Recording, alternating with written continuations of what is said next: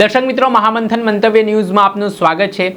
રાજુલાના ખેર ગામમાં એક યુવકે યુવતી સાથે પ્રેમ સંબંધ કર્યો ને આ વસ્તુ યુવતીના પરિવારજનોને ના ગમી અને યુવકના પિતાને આરોપીઓ ઉપાડી લે છે। ત્યારબાદ એક અવાવરૂ જગ્યા ઉપર લઈ જઈ જાંબુના ઝાડ વડે બાંધીને યુવકના પિતાને ઢોરમાર મારવામાં આવે છે।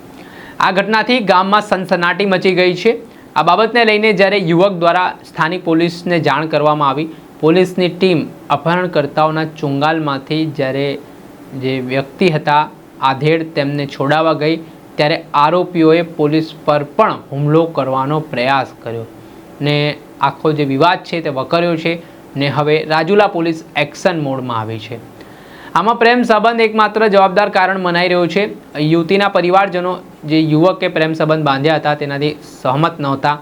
અગાઉ પણ યુવકને સમજાવવામાં આવ્યો છતાં આ પ્રેમ સંબંધ યથાવત રહેતા અંતે યુવકના પિતા ઉપર આ જે આરોપી પક્ષ હતો તેના દ્વારા હુમલો કરીને તેમને લઈ જવામાં આવ્યો, અપહરણ કરવામાં આવ્યું અને જે બાદ પોલીસ ઉપર પણ હુમલાનો પ્રયાસ થયો અને જેને સંદર્ભે 40 જેટલા લોકો સામે પોલીસે ફરજમાં રૂકાવટ, અપહરણ સહિત અલગ અલગ કલમો હેઠળ ગુનો દાખલ કર્યો છે।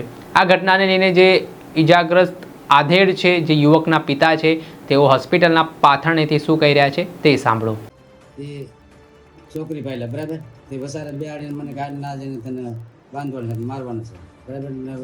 વસારે કાંઈ દાયનો થતો ને આઈને મારી નાખો બરાબર।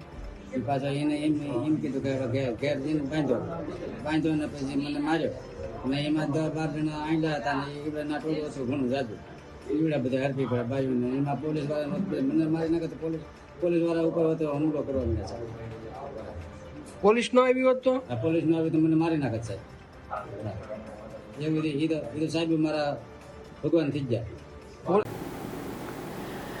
જી હા, આપે સાંભળ્યા હતા ઇજાગ્રસ્ત વ્યક્તિ આધેડ જેમણે પર હુમલાનો બનાવ બન્યો, તેમને ઝાડ વડે બાંધીને જે ઢોર મારવામાં આવ્યો તેના કારણે ઘેરા પ્રત્યાઘાત પડ્યા। આ સમગ્ર ઘટના બાદ પોલીસ દ્વારા આ મામલે ગુનો નોંધવામાં આવ્યો અને આરોપીઓને ઝડપી પાડવા માટે હવે તપાસના ચક્ર ગતિમાન કરવામાં આવ્યા છે। જોવાનું રહ્યું કેટલા સમયમાં આરોપીઓની ધરપકડ થાય છે।